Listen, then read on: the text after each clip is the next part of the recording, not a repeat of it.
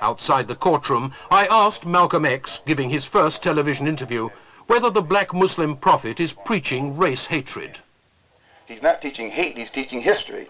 And since the American white man has used his control over the press and over the textbooks and over all forms of media to make it appear that he has done us a favor by bringing us here and enslaving us, then the Honorable Elijah Muhammad has to rewrite history or retell history.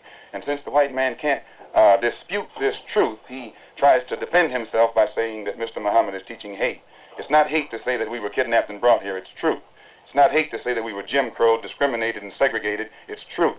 It's not hate to say that the Supreme Court, which is the highest court in this country, came up with a hypocritical desegregation decision 9 years ago, which they haven't enforced yet. That's not hate, that's truth.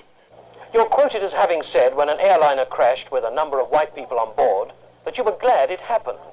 The white race in this country collectively are guilty of these crimes that our people are suffering from collectively, and therefore they would suffer some collective disaster, collective grief.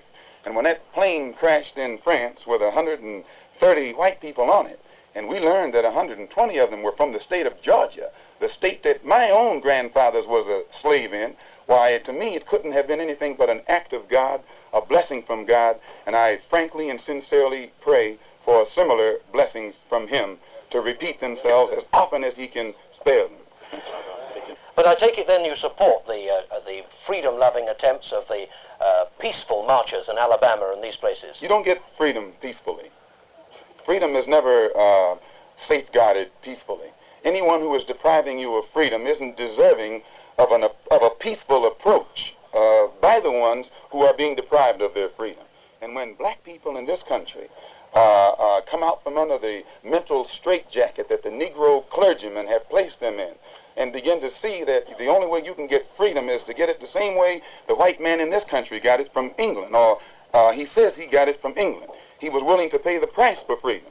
When you're willing to pay the price for freedom, then you get it. But the Negro in this country has never been willing to pay the price for his freedom.